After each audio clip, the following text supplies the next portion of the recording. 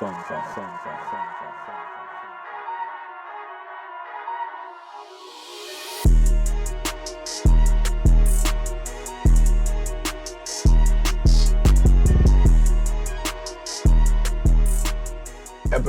4. Yo. The chip, we back at it, man. And we here again. Yes, sir. Hoop Lord, Rashad McCants. What up? We here, man. What we talking about today, man? Man, let's talk about the young fellas, man. The young fellas that's coming in, because there's a whole new crop that's just, like I always say, the league is getting overcrowded.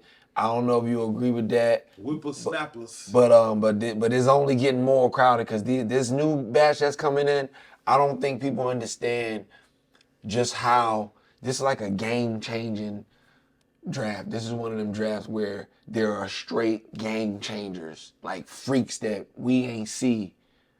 Like how you always say the Twins, right? You got your eye on the Twins, right? Mm-hmm. Amen and Asar, right? And you got Wemby, right? He's definitely a game changer. The kid Brandon Miller is crazy. It's some guys out there. This draft is crazy. I'm not familiar with Brandon Miller. Yeah,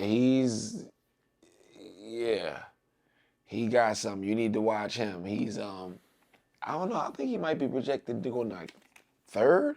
Hold on, I don't want to have to be doing checks on the thing, but no, Brandon Miller's a guy. Only thing I don't like about him. So that's the top five. Is Victor? Well, I'll show you the top five. Scoot Henderson, the Salt. Scoot might be. Amen. He might be worthy of number one. Scoot is perfect. He's a perfect player. Scoot is. Oh my God, Scoot is so good, man. Dang. Yeah. Scoot. Yeah. They got Scoot going number 2. At 6'2". They said Amen killed him.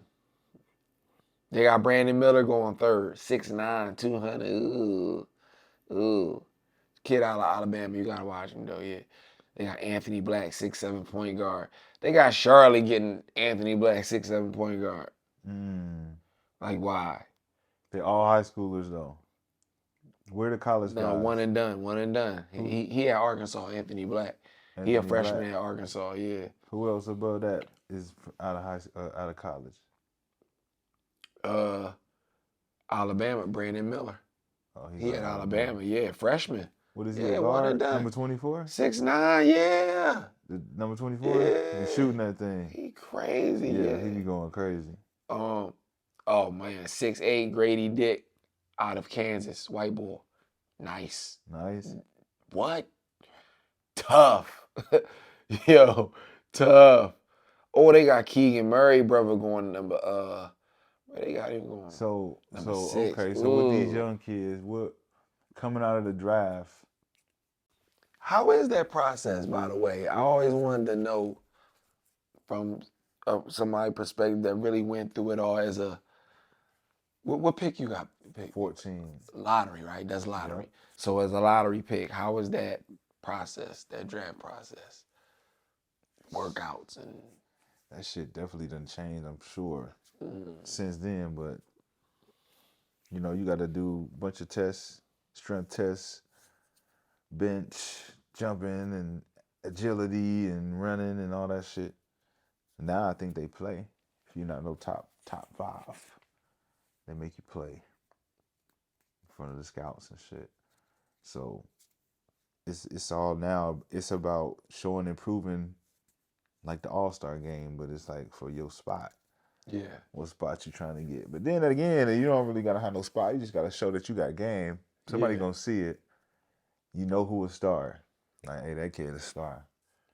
Yeah. He's just young. Give him a couple years. So you put in a situation like a run, like on Hustle, like you in a gym where all the scouts is at, like, let's get it. You'll see him. Let's go. All the kids always asking for opportunity to be in front of the scouts. Yeah. And be in a room where everybody can see them. And then there's the scouts that's waiting to see that next player.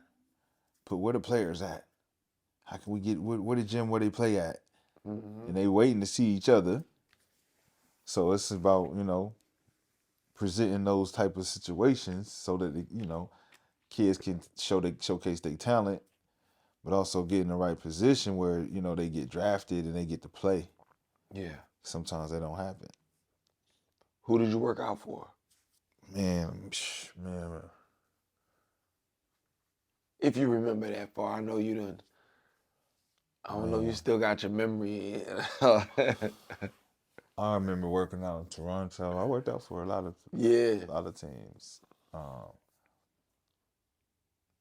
But I was nervous a lot. Yeah. Yeah, I was nervous as fuck. Did you kill it at Minnesota? I killed everywhere I went.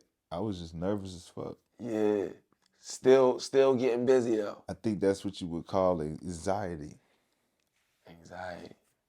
Damn, that's real, yo. But I could say it was me being nervous, and I could think about it and be like, is that what they be talking about? What anxiety is? Where you just can't fucking breathe, feel like you got a fucking shit. Cause it's like you not you just wasn't out there playing free, like it wasn't like no pressure. It was pressure. You felt that pressure. It was extreme pressure. Yeah, you felt the pressure. No, it was because I had a reputation, so me coming out, it was like I had to change everybody's perception of who they thought I was. And I'm like, yo, one thing you gonna know about me, I'm the best 2-guard out here. And if I'm not the best player, I'm the second best. Yeah. And I'm here to prove that. But it was always, it's not about your talent. It's about your attitude. So me and my pressure was like, I ain't got to really pressure to perform. It's pressure to please. And just pressure to be perfect. Now I got to kill on the court and not step on nobody's toes. So I can't. So you can see I can't intimidate the niggas and scream on them, because then I'm gonna be intimidated to the water boys and the assistant coach, because how my approach is when I'm out there talking to them niggas to get my edge off. Yeah. So I you're gotta comfortable bottle in that state, That's but my you state. can't. But you can't get to that. So it's bottled up in my stomach, and I'm always thinking about that before I go out. Like, how am I gonna approach this situation, knowing I can't really be me? I gotta hold this in, and it's like I know how I feel on a so lower now it's level, like, so I know at that level it's like, wow. that's why I said nervous or anxiety. I don't know which one it was, but it was like, that shit was like bubble guts, like about to throw up type. So you know that pressure right there could bust pipes. You know how when you see it in another player, how it like, yeah, he ain't himself out there. So that's what you be saying when you be like, that's a clone out there. That ain't him. Man. Because people just be a shell of themselves when they can't let whatever it is in them out, when they can't do what they do, even though you was knocking me when I was saying, that's why I only like Russell Westbrook when he can be Russell Westbrook. And so you understand that and now look, there's a lot of flaws in his game. I know that. They're glaring. But the great outweighs the terrible. But when he's allowed to just let his nuts hang and just be Russ, take the good with the bad, make your mistakes, but be a hero. You got triple-double, lead the league in scoring, lead the league in assists. You get that type of guy. I just had to get that off because I'm telling you, man, you act like you ain't know what the hell I was talking about when I'm talking about how great Russ is. And if given that opportunity to lead again, he could be the same. You hanging on to the past. Maybe. Yes. No maybes. Maybe. Because nobody's debating the past. The past is the past. The past is dead. What's now is now, and then boy is trash. Maybe. He got a chip on his shoulder. So all we got is now, and all we know is now. And one thing that we know the season ain't is over. that boy is trash. Oh, the season ain't over, watch. The season ain't over. I don't like his outfits, but he's a dog, and I'm always rocking with Russ. I don't like the outfits, but that's my dog. I'm rocking with Russ. You stuck with the past. I'm It's all rocking with good. Russ, It's man. all good. I'm telling you, dog. I'm always defend I'm my not guy. against. Look, I'm gonna say this to you, and I'm gonna say this to y'all. I'm always defend. I'm not against homie. When you a hooper and a nigga out there missing shots, No, a lot of the like criticism was fair. Bubba Dub say, man, trash. A lot of the I'm criticism using that was fair, against you. but that's why I never wanted him to come to LA, because it's like, you know, playing with LeBron. In you gotta play Washington, for let me LeBron. tell you something. In Washington, you was trash. Never. You had some good games, man. You was getting trash. Listen, Russ gave him all something to play for. Listen, Houston. 1 year in Houston, time out. I know you Houston. might not like numbers. Houston. I'm just talking about trash. He shot 46% We're from not the field. talking That about ain't that bad. assists. We're not talking about. I'm just talking about 27 what points. it looked like, man. 27. In the last 5 years, what it looked like. He was killing in Houston.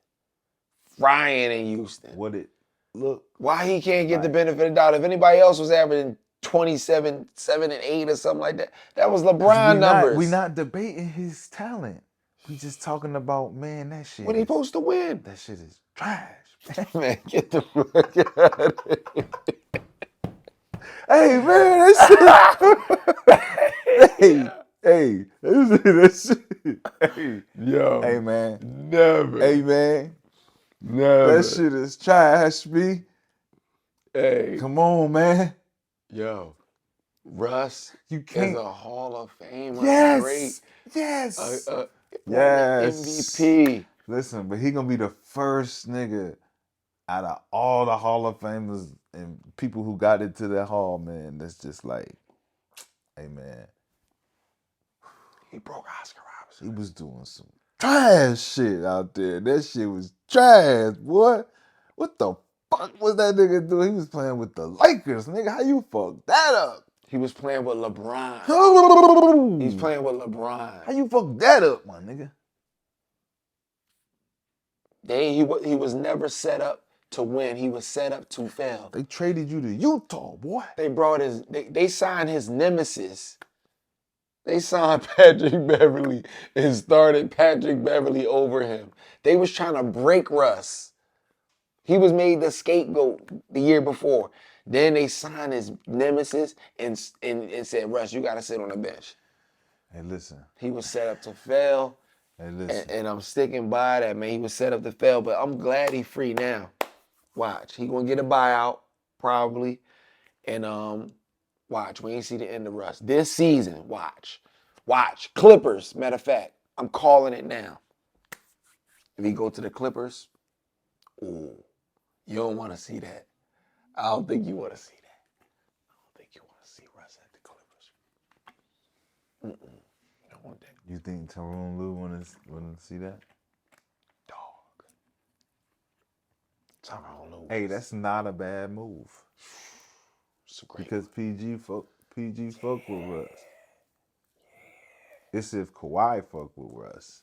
Russ don't and if Kawhi fuck with PG. Kawhi, I ain't gonna lie. Weezy don't mess with none of them, man. Kawhi don't mess with none of them, really. Kawhi just be chilling, man. He like, y'all give me something to play for, I'll play, but like, I don't really like y'all style. Like, none of y'all. Like, I'm me, and y'all. And that's just that. Kawhi weird. So look,